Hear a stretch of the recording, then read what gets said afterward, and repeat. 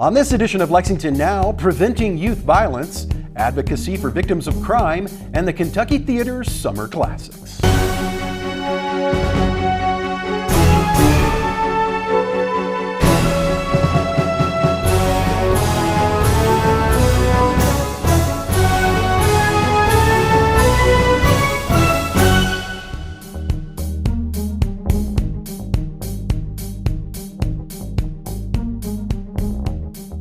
Welcome to Lexington Now. I'm Neil Noah, and this is the week of May 1st, 2023.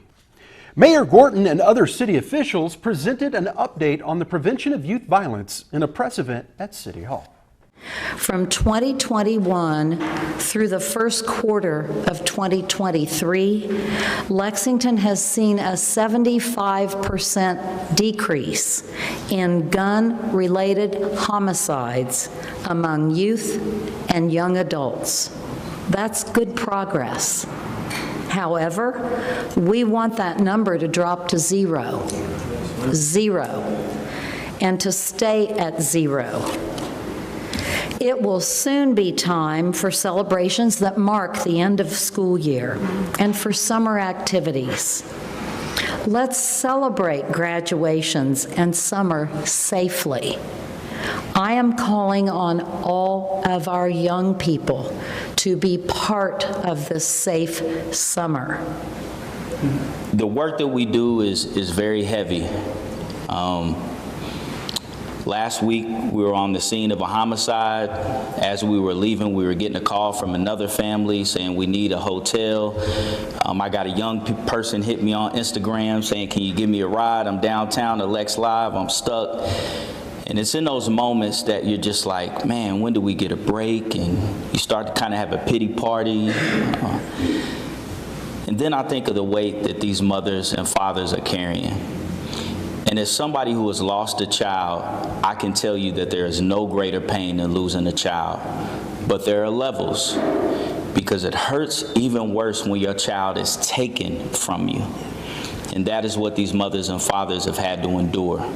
So when I think about their strength and how they carry that weight with elegance and purpose, power, it cuts my pity party short real quick.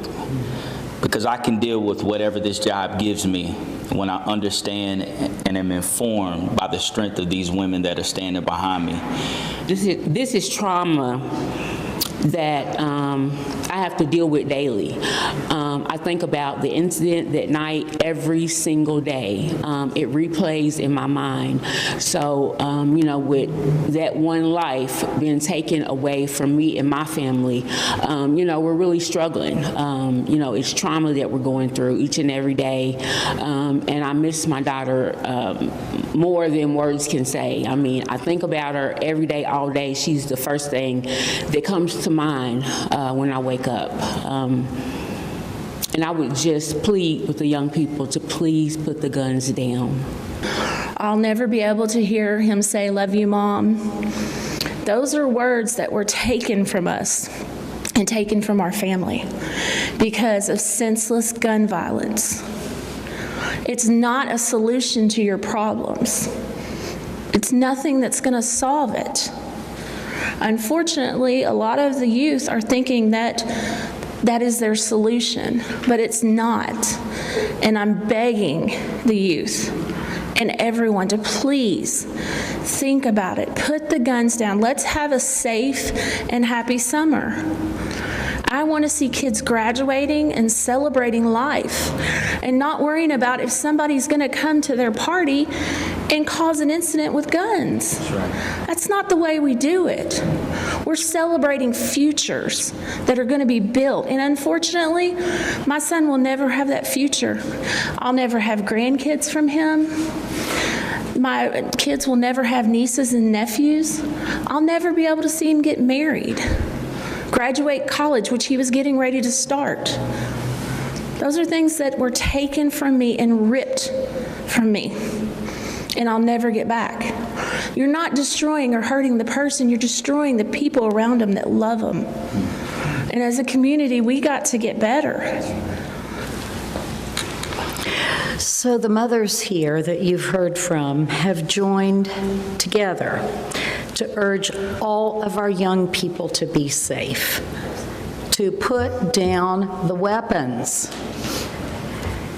As a mother and a grandmother, I join with them in that message. These are all of our children. In our community, we all own them, right? They're our future.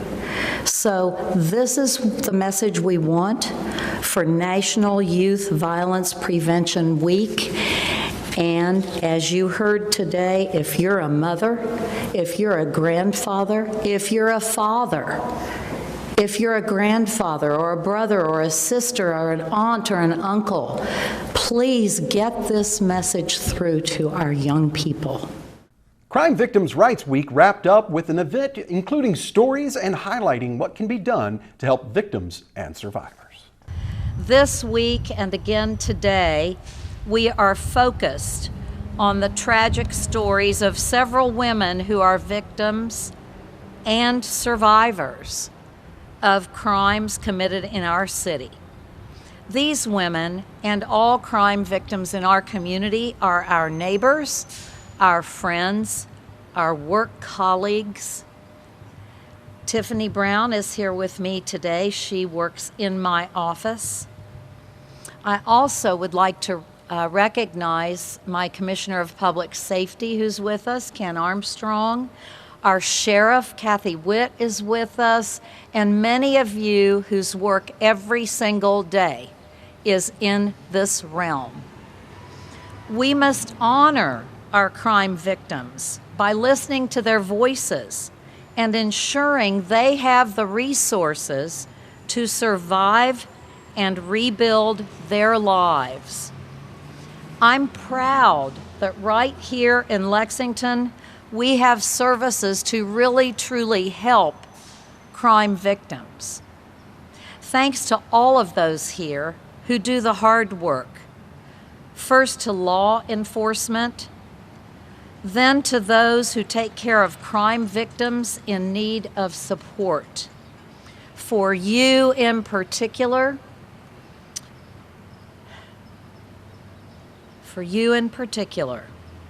this is exactly what you need and what we need to be doing. It is our commitment to you. This year's theme for National Crime Victims' Rights Week is Survivor Voices. Elevate, engage, affect change. Our crime survivors their need is someone to listen to them, someone to believe them, someone to hear their story, someone to advocate for them. Now I would like to ask our Commonwealth's Attorney, Kimberly Baird, to join me at the podium. And it is my honor to present this proclamation.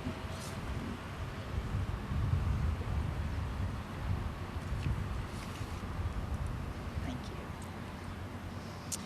Whereas National Crime Victims' Rights Week is a time to amplify the voices of survivors and create environments where survivors can be heard, believed, and supported, and whereas the 2023 theme for National Crime Victims' Rights Week is Survivor Voice, Elevate, Engage, Affect Change, and whereas respecting crime victims' rights means enforcing their constitutionally guaranteed rights, including the right to be notified, present, and heard in court proceedings.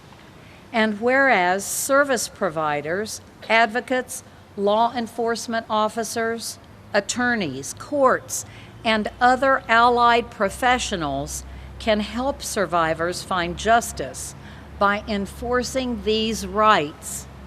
And whereas celebrating National Crime Victims' Rights Week provides the opportunity to educate our community about victimization and to promote laws, policies, and programs to help victims of crime. And whereas in Lexington, we are dedicated to supporting and strengthening crime survivors by renewing our commitment to helping them find the tools they need to rebuild their lives. Now, therefore, I, Linda Gorton, Mayor of Lexington, do hereby declare April 23rd through the 29th, 2023, Crime Victims' Rights Week in Lexington, and I thank our Commonwealth's attorney. Thank you for your work.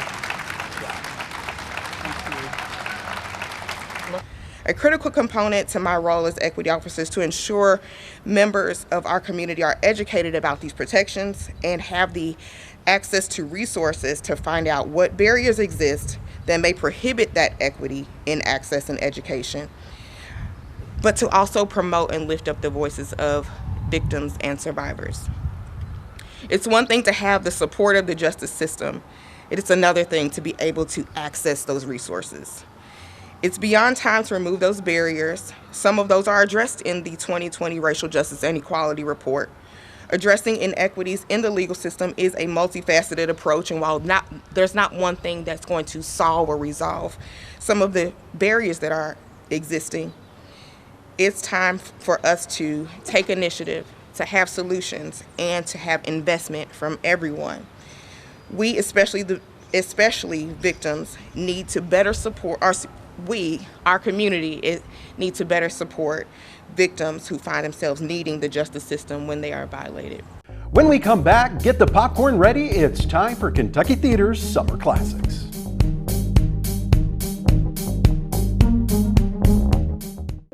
Have two ways out. When fire strikes, deadly smoke can fill your home within minutes. That's why the USFA wants you to plan and practice home fire drills. Draw a map of each level of your home showing all doors and windows. Discuss the map with everyone who lives with you. Practice your home fire drill at least twice a year.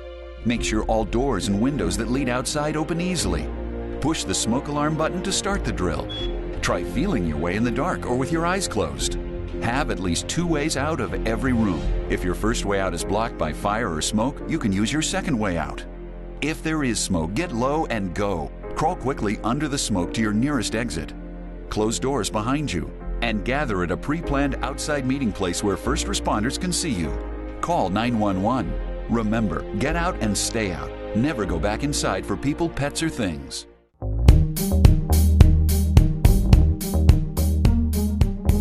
Welcome back to Lexington Now. The Kentucky Theater is rolling out its Summer Classics lineup, and it's sure to have something for everyone. Hayward Wilkerson fills us in. I'm Hayward Wilkerson. I'm the director of the Kentucky Theater. We've got a lot going on here, starting later this month and into the summer. First, for more than 30 years, the Kentucky Theater every summer has done a Summer Classics film series. It's one of our fan favorites. Long before I became the director of the theater, I never missed a Summer Classics film. They are typically classic films that go back from the 30s up till the 90s now. I'm at an age where, for me, 40s films, classic films mean 1940s, but we realize for a lot of younger folks, Ferris Bueller is a classic film, and so we try to cater to everybody. This year, for our poster, we did a poster that's kind of inspired by Vertigo, and if folks know the Vertigo poster, there's a silhouette of a falling figure. Well, taking that as our departure, we have done a silhouette that represents every single film, 15 films. And for now, until about April 25th, I believe, you have a chance to win a free pass to the entire Summer Classic series, which is about a $100 value. All you have to do is guess every one of those films and email us at info@kentuckytheater.org, and you have a chance to win. It's hard, I'll be honest with you, it's pretty tough. What I'm seeing now is people are getting about 10 right. And some of them are tough. It doesn't mean you have to be an expert on film. There's a few that could be a couple of films. The other thing we're doing is new to us, and we're calling it Freaky Fridays, and it is, I describe it as midnight movies for people who can't stay up that late anymore. And it is a really, really wide selection of films. It ranges from Zardoz, which is the weirdest Sean Connery movie you will ever see in your life. This is not Sean Connery, you know, James Bond. This is Sean Connery in like a little Speedo and a bandolier of bullets in some very futuristic, odd sci-fi film. We're doing that. We're doing Koyaanisqatsi, which is an extraordinary, almost film essay that would have played here 20 or 30 years ago. People are very excited to see it. It's not been on the big screen in decades. We're doing Double Team, which is Jean-Claude Van Damme and Dennis Rodman. So it's from Koyaanisqatsi, which is an extremely beautiful film, to Dennis Rodman, to Gummo, which filmmakers may know. It is weird film, very dark film. So it's a little bit of, if you're a cult film lover or a real art film lover, there is something for everybody. It's going to be 10 o'clock. Once a month on a Friday. And one of the reasons we did it is folks know we do Rocky Horror. We're the home of the Rocky Horror Picture Show. And the folks that do the shadow cast for Rocky Horror, they're very dedicated. So once a month they're here rehearsing late at night. And so I'm usually here late at night. And we thought, well, let's do something while we're sitting here. And we thought, all right, let's start this kind of cult film series that in many ways harkens back to the Kentucky theater of the 70s when every weekend there was a midnight movie. I just can't stay up that late. So 10 o'clock Friday, it's all on our website, Freaky Fridays. We have a pretty cool poster. People ask us all the time, could you redo the calendar? Well, we can't redo the calendar for everything because just the nature of how films come to us is different. We can't plan that out that far. But Freaky Fridays, we based on one of our old calendars, and we will have a pretty cool little calendar for Freaky Fridays that people can pick up here at the theater. So there's a lot going on here, a lot of fun. We're hoping to see people come down for Freaky Fridays and take part in our Summer Classics contest, win a free pass, and we will announce the Summer Classics April 25th, more or less. We pay a lot of attention to what people suggest. So I get emails every day. Would you think about this film? Would you think about that film? And we can't do everything, but we really try and we keep a list. And then all of us, our entire team, our staff, and the chair of our board will come up with suggestions. And the chair of our board is quite a meticulous person, and we'll do an Excel spreadsheet, and then we vote on this short list of Summer Classics films. We try to do a couple of criteria. So one, we try to do classics, as I said, that go from the 40s to the 90s, so there's something for everybody. And we try to get a variety of genres. I mean, for 30 years, we've always done a Hitchcock film. We almost always do kind of a film noir. We'll usually do a musical, maybe a mystery, usually a Western, just to help everybody out. We didn't squeeze a Western in this year. So when you see the gun on the gun silhouette, it's not a Western. Can't tell you what it is. So that's how we go about doing that. Now with Freaky Fridays, we're really lucky that our film coordinator, very young guy, but an encyclopedic knowledge of film, and especially offbeat kind of cult film. So 3 of us on staff sat down and said, let's pick a variety of films that, you know, feel kind of culty, that might appeal to people that like cult films you don't see normally. And again, it's a long list and a lot of friendly debate back and forth about what to show, but trying to get a bit of a variety in there of just almost B movies, almost movies that are so bad they're good, and then some really beautiful art house stuff, but that is pretty weird. So for example, we're showing Tetsuo the Iron Man, which is the weirdest Japanese film I've ever seen, but it's beautiful. And then we're going all the way back to 1929, maybe, to show Un Chien Andalou, which is a Louis Buñuel film, a amazing filmmaker, a groundbreaking filmmaker, but a very, very odd film for a modern audience. And so again, we try to get really eclectic and have a little bit of something for everybody. The easiest thing to do is to go to our website, KentuckyTheater.org, and the only thing that's a little confusing is that we spell it all out. It's Kentucky Theater spelled out, and it's R-E, not E-R. Though, pretty sure if you do ER, it'll reroute you. We do have a newsletter, and you can go to our website and sign up for a newsletter. It's fun. We put a lot of work into it. We try to keep it, light and kind of funny, so it's also a great way to get info. But I know some people don't like their inbox filled up with newsletters. You easily unsubscribe. But the easiest thing, KentuckyTheater.org. Call here, of course, but KentuckyTheater.org. That's the easiest way to see what we're up to. The YMCA is also gearing up for spring and summer with a wide range of activities for the whole family. A lot of things are happening at the Y this spring as we gear up toward a very busy summer as well. We're less than 60 days away from starting summer camp, and so everything is kind of leading in that direction. The headline for our spring is that we're starting our 170th birthday celebration. We've been serving Lexington since 1853. So our busy spring starts really next week. We have all of our youth sports leagues are back up and running. We have the Miracle League, first pitch next Saturday, April the 15th. Central Kentucky Swims, which is one of our favorite events. will be later this month with about 450 or so students from elementary schools in Fayette County coming in to learn water safety before the summer. And we just launched a new program called Y on the Move, which takes our programming out to various parks. So Y on the Move takes STEM activities, physical fitness activities, healthy snacks out to different spots in the community. This week we were at Douglas Park and Valley Park in collaboration with Partners for Youth. And so we are excited to keep that program running. It's funded by Commonwealth Credit Union and by the Kloiber Foundation, which provides the Wi-Fi in that van, so it's very cool. So Central Kentucky swims more than 15 years, and what we do is we work with Fayette County Public Schools to bring second graders from a number of the public elementary schools in, and we give them a day of land safety tips for the water, and then we put them in the pool. So it's a great event. It requires a ton of volunteers and staff, but it's really one of the things that we enjoy most. And it's so critical that children learn those basic water safety skills before summer. I think we're expecting about 450, and we will be doing that at each of our Lexington locations. So we'll have a very busy day. Central Kentucky Swims is Friday, April the 28th. Y on the Move is new. We've piloted it a bit last summer, but now really starting to develop a schedule. We have another date in May, I believe, where we'll be out at one of the parks. And then this summer, it will be a much more regularly occurring program as we get out and about. It's very visible. The minibus is wrapped as Y on the Move, so keep an eye out for that. In addition to the spring events, we'll really be focused on getting ready for summer. We'll have almost 850, 900 kids a day in camp. And that starts the last week of May, first week of June.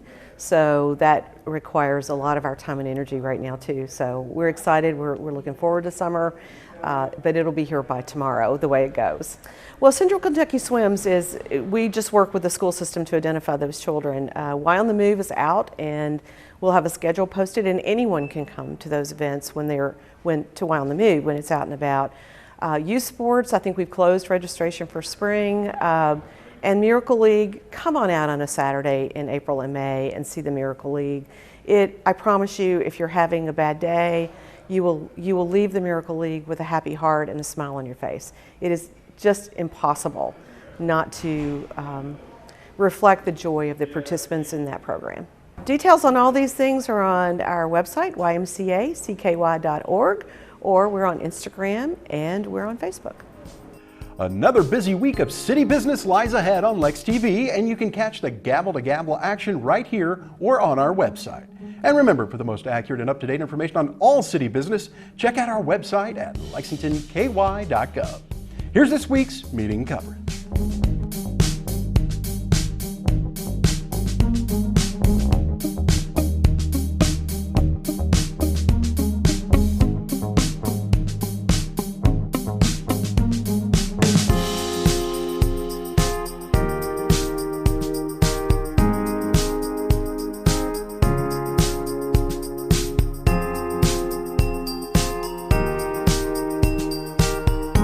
That's all for now, but as always, you can keep up with us on social media. Check out the latest traffic updates on Twitter at LexRex, or catch our live traffic cams on lexingtonky.gov. For all of us at Lex TV, I'm Neil Noah, and that's it for now.